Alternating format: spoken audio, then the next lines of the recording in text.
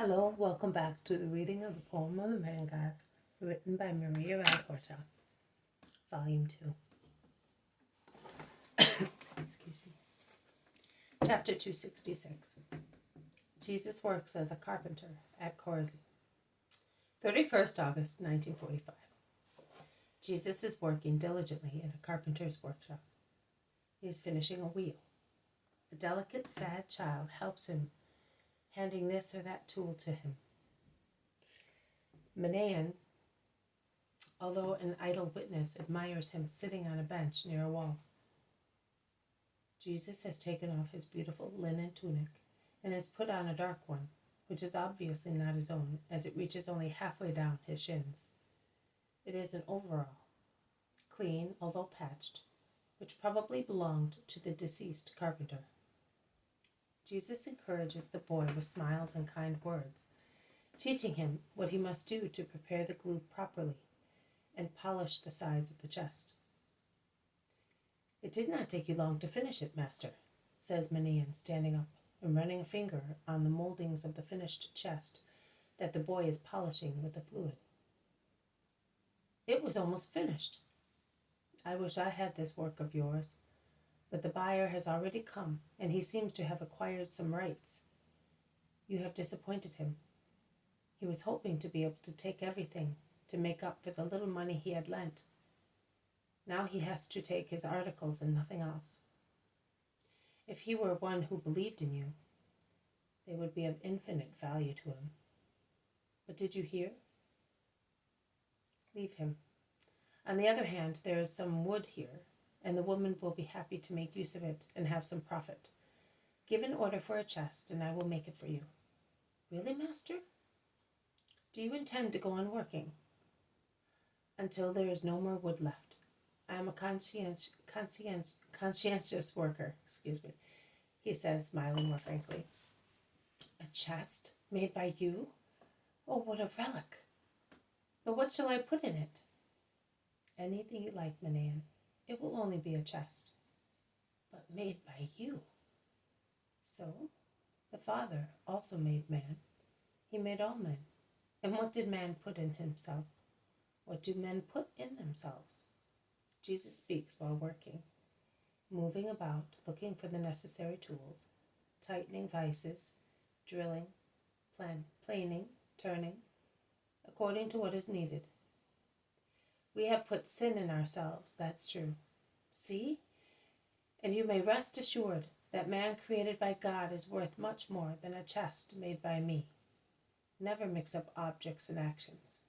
Of my chest, just make a relic for your soul. That is, give your spirit the teaching you get from what I do. Your charity, humility, activity. Then, these virtues, is that right? Yes, and do likewise yourself in future." "Yes, master. But will you make me a chest?" "Yes, I will. But since you still consider it a relic, I will make you pay for it as such. Thus they will be able to say that at least once I have been greedy for money. But you know for whom the money is, for these little orphans. Ask me whatever you want, I will give it to you. At least it will justify my idling while you, the Son of God, are working."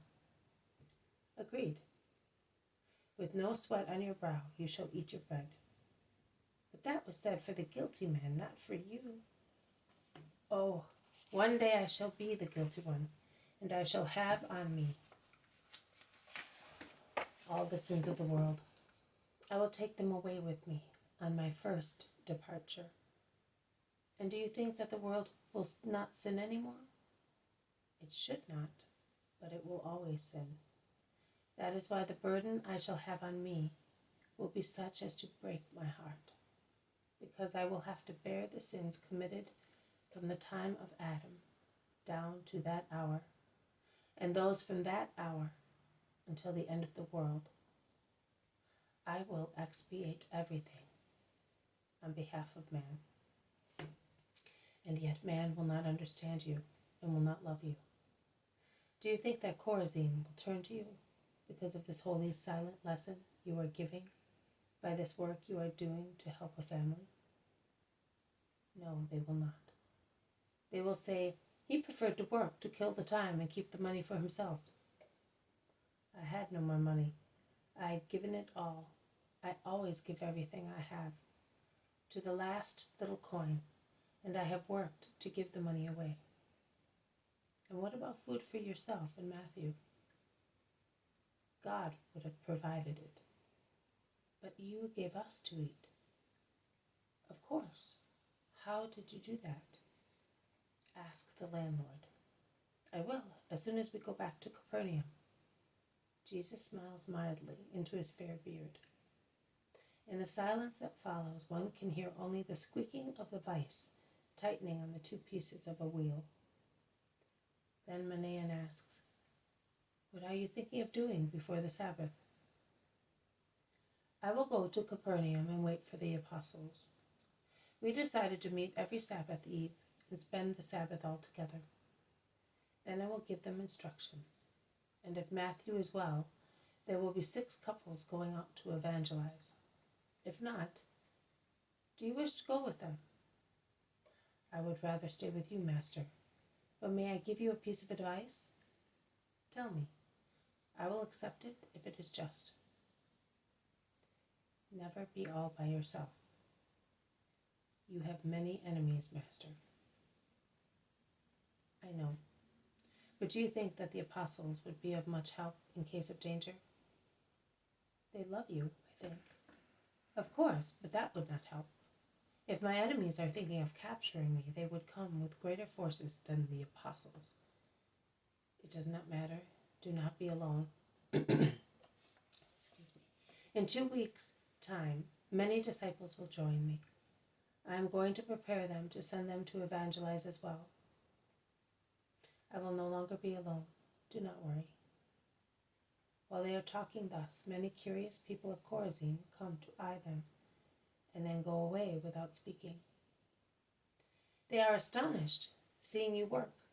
Yes, but they are not so humble as to say, that is how he teaches us. The best ones I had here are with the disciples, with the exception of an old man who died. It does not matter. A lesson is always a lesson. What will the apostles say when they know you have been working? They are 11, because Matthew has already said that what he thinks.